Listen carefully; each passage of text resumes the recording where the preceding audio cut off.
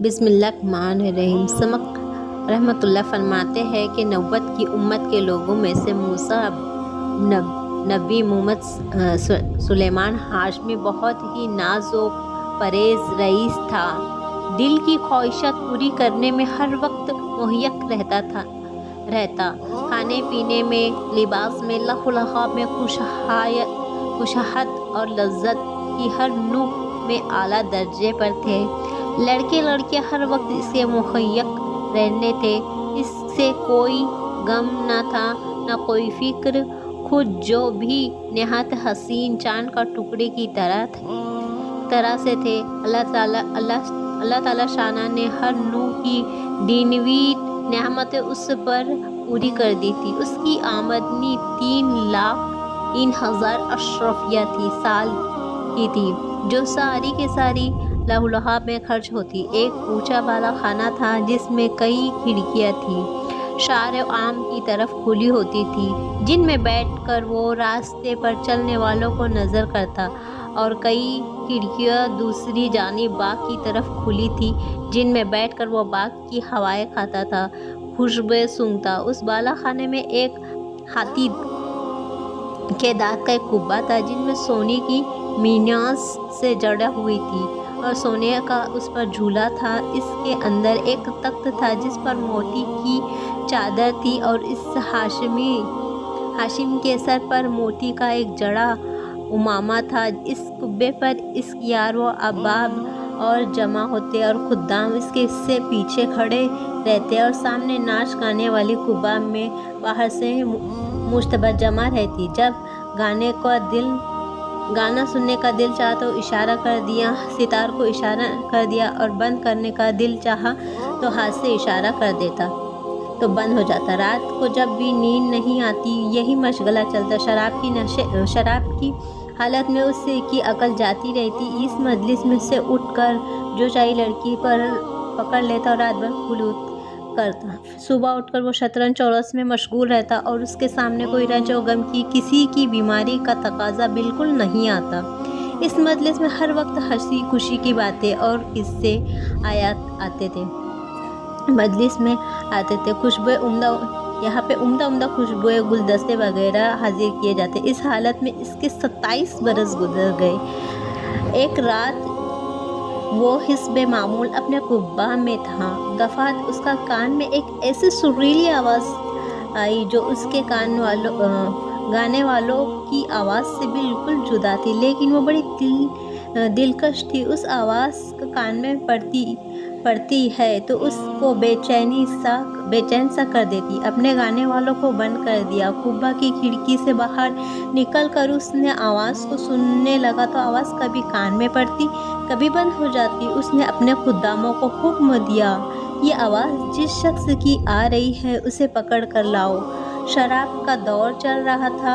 خدام جلدی سے اس آواز کی طرف دوڑے اور اس آواز کی تلاش کرتے ایک مسجد میں پہنچے، جہاں ایک نوجوان نہایت ضعیف بدن، زرد رنگ اور گردن سکی ہوئی تھی، ہونٹ خشک تھے اور آلودہ بال اور بالوں پر گند، پیٹ میں کمر سے لگا ہوا اور دوسری چھوٹی چھوٹی لنگیاں اس کے بدن سے تھی جو ڈھانپ بھی نہ سکتی تھی۔ مسجد میں کھڑے ہو کر قرآن کے اپنے رب کے سامنے مشغول تلاوت کر رہا تھا۔ یہ لوگ اسے کو پکڑ کر لے کر آئے اور کچھ بھی نہ کہا ایک قدم سے مسجد سے نکل کر وہاں بالا خانے پر جا گئے، اس کے سامنے پیش کر دیا۔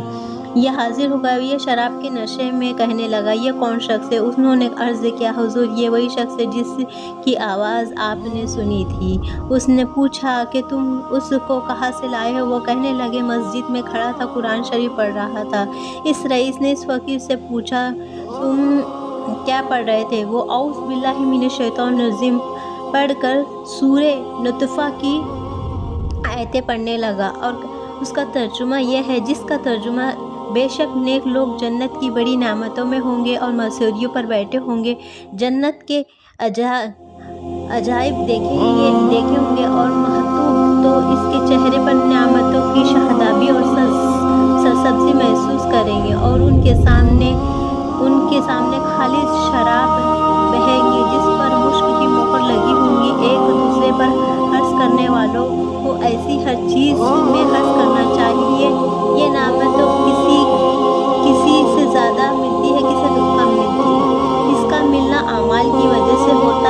اسی لیے ان اعمال میں حرص کرنا چاہیے جن سے نعمتیں حاصل ہوتی ہیں۔ اس شراب کی آمائش تنشی پانی ہوں گی اور شراب میں کوئی چیز نہ ملی ہوتی ہے اسے کاش زیادہ ہوتی۔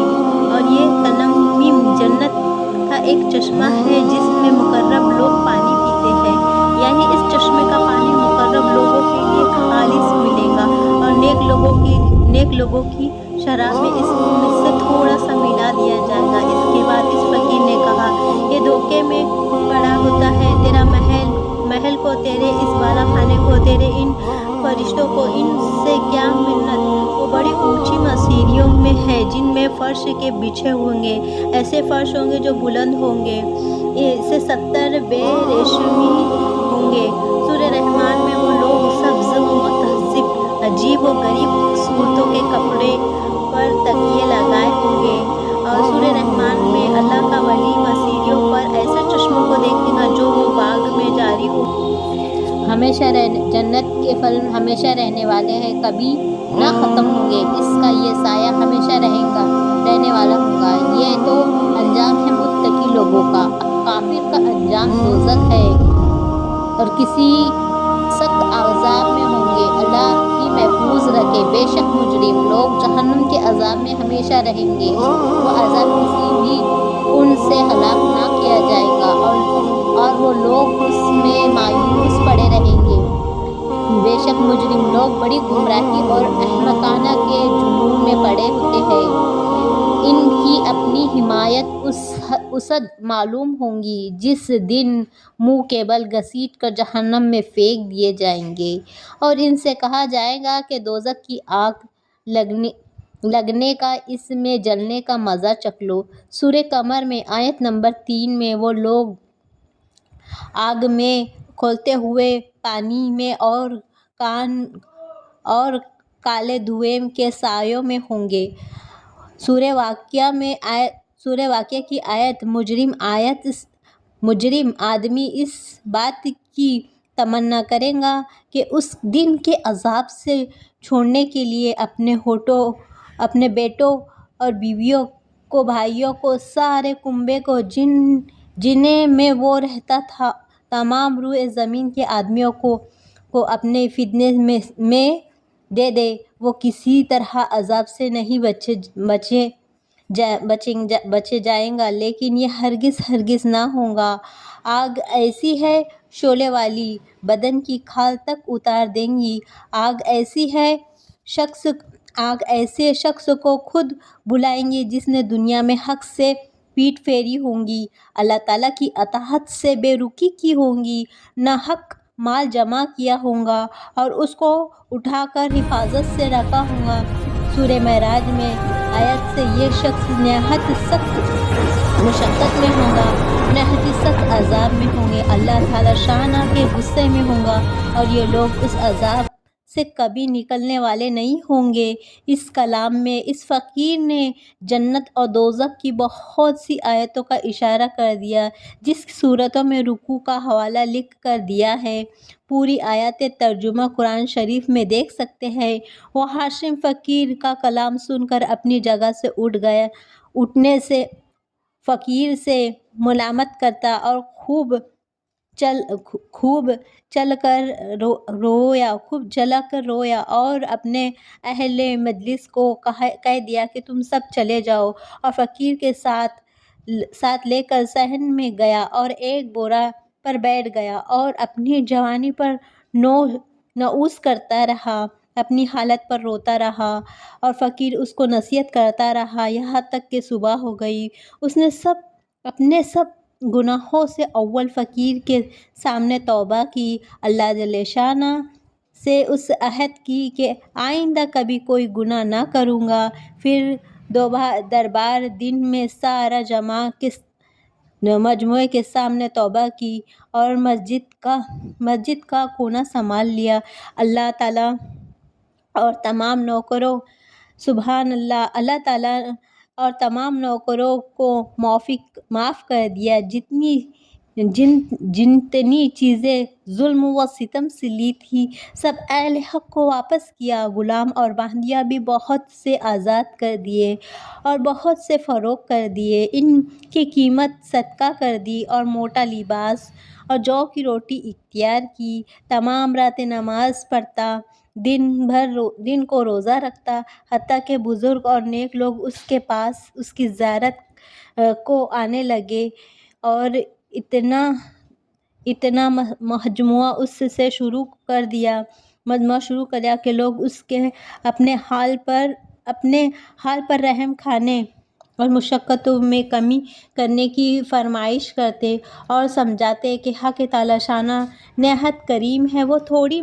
محنت پر بھی بہت زیادہ اجر فرماتے ہیں۔ مگر وہ کہتا کہ دوستو، میرا حال مجھے ہی معلوم ہے، میں اپنی معمول کی راتیں دن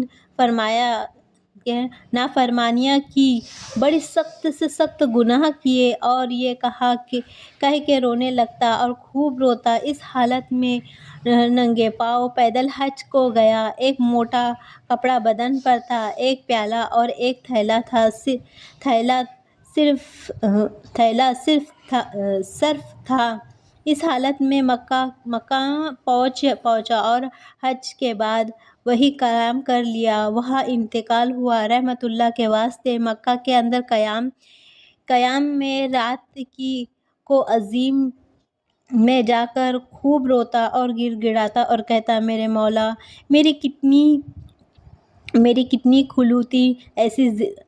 خلوتیں ایسی گزر گئی جن میں نے تیرا خیال بھی نہ کیا، میں نے کتنے بڑے بڑے گناہ کیے، تیرے گناہوں سے تیرے مقابلے کیا میرے مولا، میری نیکیاں ساری جاتی رہی ہیں، کچھ بھی نہ کمایا اور میرے گناہ میرے ساتھ رہیں گے، ہلاکت ہے میرے اس دن جس دن تجھ سے ملاقات ہوگی، یعنی مرنے کے بعد میری ہلاکت پر ہلاکت ہے، بہت زیادہ ہلاکت ہے،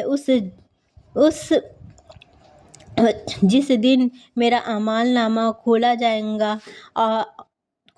گا، میری رسوائیوں سے بھرا ہوگا، میرے گناہوں سے پورا ہوگا، بلکہ تیری ناراضگی سے مجھ پر ہلاکت اتر چکی ہے، تیرے احباب سے مجھے ہلاکت ہے، جو تیرے ان احسانوں پر ہوگا جو ہمیشہ تو نے مجھ پر کیے ہیں، اور تیری ان نعمتوں پر ہوگا جن کا ہمیشہ میں نے گناہوں سے مقابلہ کیا، اور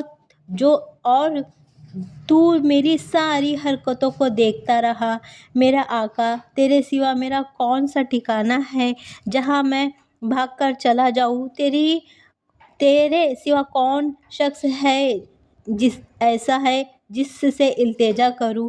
تیرے سوا کون ہے جس پر کسی قسم کا بھروسہ کروں؟ میرے آقا، اس قابل ہرگز نہیں ہوں گا کہ تجھ سے جنت کا سوال کروں، البتہ محض تیرے کرم سے، تیری عطاعت سے، تیرے فضل سے اس کی تمنا کرتا ہوں۔ مجھ پر رحم فرما اور میرے گناہ معاف کر دے۔ وعبد اللہ هو التقوی هو الزین۔